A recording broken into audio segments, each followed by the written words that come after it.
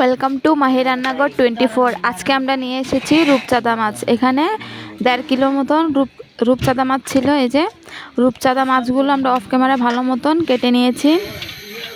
এই যে আমাদের কাটা হয়ে গেছে।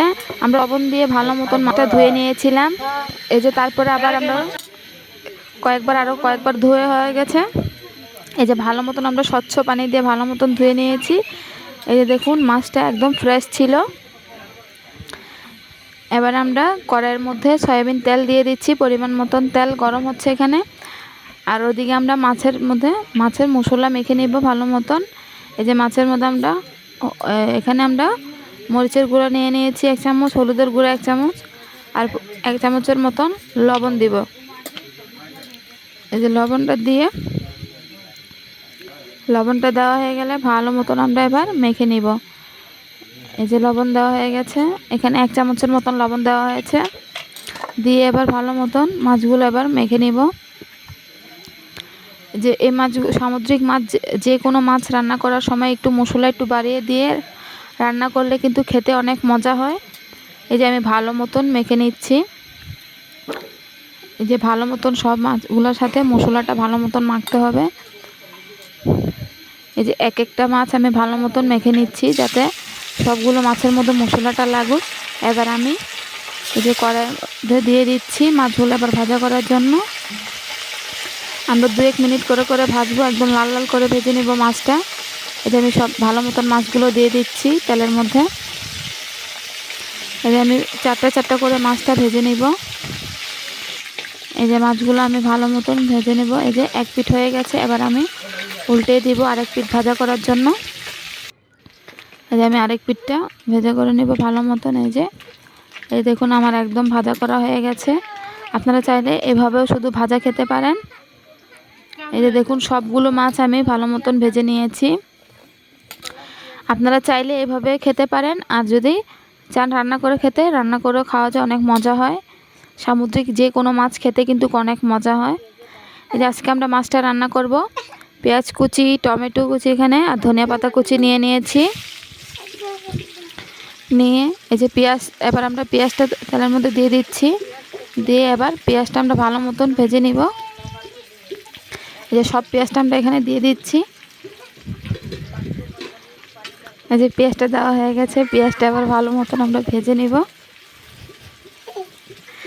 এই যে পেঁয়াজটা আমরা ভালো মতো এই যে আমরা ভাজা হয়ে গেছে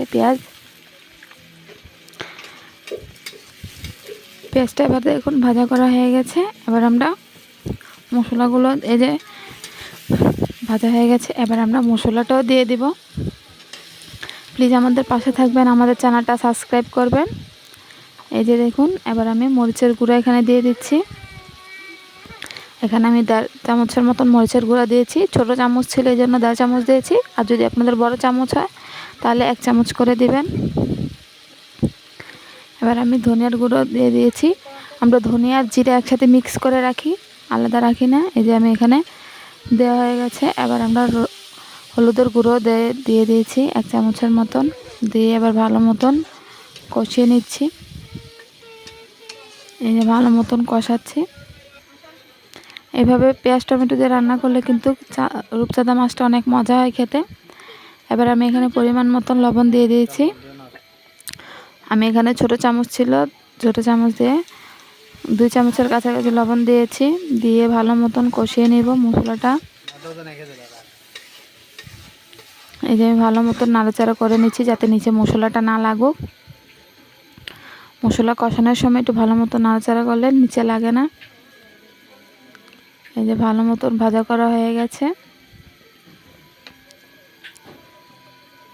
এই দেখুন তেল উঠে আসছে, মশলা আমার ভাজা করা হয়ে গেছে।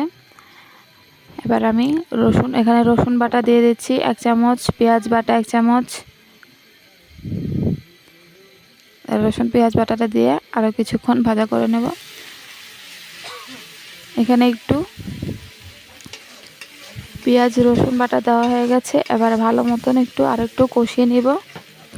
আমি এখানে পানি দেই নাই এখনও, পানিটা আমি একটু পরে দিব। এই যে ভালো মতন আমি কষিয়ে নিচ্ছি। এই যে আমার মশলাটা কষানো হয়ে গেছে। এবার আমি এটার মধ্যে টমেটো দিয়ে দিচ্ছি। এই যে আমি এখানে টমেটোটা দিয়ে ভালো মতন কষিয়ে নেব আরও কিছুক্ষণ। এই যে টমেটো আমার দেওয়া হয়ে গেছে, এবার টমেটোটা দিয়ে ভালো মতন মশলাটার সাথে কষিয়ে নিব। এই যে আমি ভালো মতন কষিয়ে নিচ্ছি। এই যে একদম ভালো মতন কষিয়ে নিলে তারপর আমি ঝোলের জন্য পরিমাণ মতন পানিটা দিয়ে দিব। এই যে আমি ভালো মতন একটু সময় নিয়ে কষাচ্ছি যাতে মশলার কোনো কাঁচা ভাব গন্ধ না থাকুক। আর এভাবে টমেটোর সাথে কষালে টমেটোটাও গলে যায় আর খেতে অনেক মজা হয়। এই যে আমার কষানো হয়ে গেছে, এবার আমি এখানে পরিমাণ মতন পানি দেওয়া হয়ে গেছে। এই পানিটা দিয়ে ভালো মতন মিক্স করে নিতে হবে। এখানে আমি বেশি ঝোল রাখবো না, একটু মাখা মাখা ঝোল রাখবো, এই জন্য আমি একটু পানিটা কম দিয়েছি। এবার কিছুক্ষণ ঢেকে পেঁয়াজটা টমেটোটা একটু সিদ্ধ করে নিব। এই যে 5 মিনিটের মতন আমি ঢেকে রান্না করে নিয়েছি। এই যে দেখুন,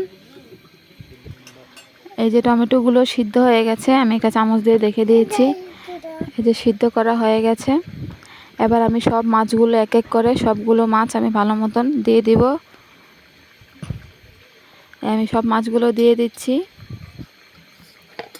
এই যে সব মাছগুলো আমার দেওয়া হয়ে, মাছ একখানে দিলে হবে না, আমি চারপাশে ছড়িয়ে দিচ্ছি যাতে সব মাছগুলোর মধ্যে একটু মশলাটা যাক, এজন্য। এই যে সব মাছগুলো দেওয়া হয়ে গেছে। এই যে আমার সব মাছগুলো দেওয়া হয়ে গেছে। এই যে আমার মাছগুলো দেওয়া হয়ে গেছে। এবার মাছগুলো আমি একটু ঝোলের মধ্যে ভালো মতন মিক্স করে নিচ্ছি। এবার আমি কিছুক্ষণ ফুটিয়ে নিয়েছিলাম। এবার একটু আমি পরিমাণ মতো ধনিয়া পাতা দিয়ে দিচ্ছি। ধনিয়া পাতা কুচি দিয়ে কিছুক্ষণ রাখলে আমার রান্না হয়ে যাবে। খেতে কিন্তু ভীষণ মজা হয়, আপনারা এভাবে ট্রাই করে দেখবেন।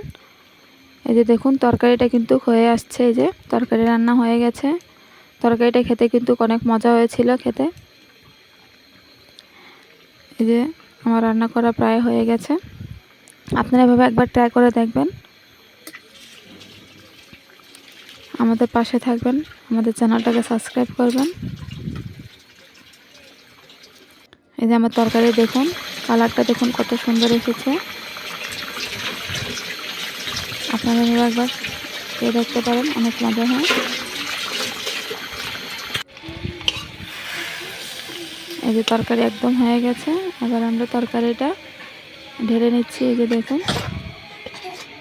এই যে দেখুন তরকারি ঢালা হয়ে, এই যে দেখুন আমার তরকারি একদম হয়ে গেছে। এবার আমি একটা বাটির মধ্যে ঢেলে দিচ্ছি। এই যে তরকারি ফাইনাল লুকটা দেখুন কত সুন্দর এসেছে। এই যে দেখুন তরকারির একদম ফাইনাল লুকটা দেখুন কত সুন্দর এসেছে। এই যে